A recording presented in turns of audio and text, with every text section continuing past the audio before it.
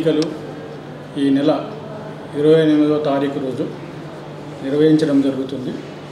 దానికి గాను ఈరోజు నామినేషన్ వేయడం జరిగినది. అధ్యక్ష పదవికి 2, ఉపాధ్యక్ష పదవికి 2, ప్రధాన కార్యదర్శికి 3 నామినేషన్ వేయడం జరిగింది.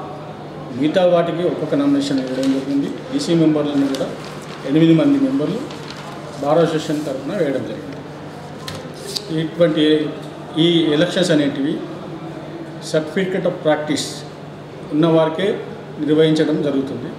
ఇంతవరకు మామూలుగా ఉన్నాయి. ఇది మొదటిసారి ఎవరైతే సిఓపి సర్టిఫికేట్ ఆఫ్ ప్రాక్టీస్ ఉన్న వాళ్ళకే ఎలక్షన్లో నిలబడడం కానీ ఓటు వేయడం కానీ జరుగుతుంది.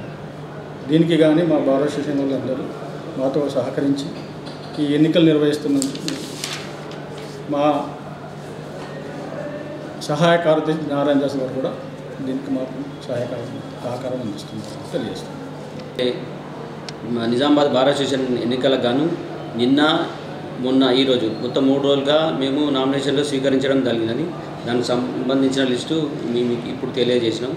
దీనిని రేపు స్క్రూటినీ ద్వారా నిర్ణయించి ఎల్లుండి ఏమైనా విడ్డాలు ఉంటే 21 నాడు మొత్తం మెంబర్స్ని ఎన్నికల కాంటెస్ట్ చేయబోయే మెంబర్స్ని ప్రకటించడం జరుగుతుంది.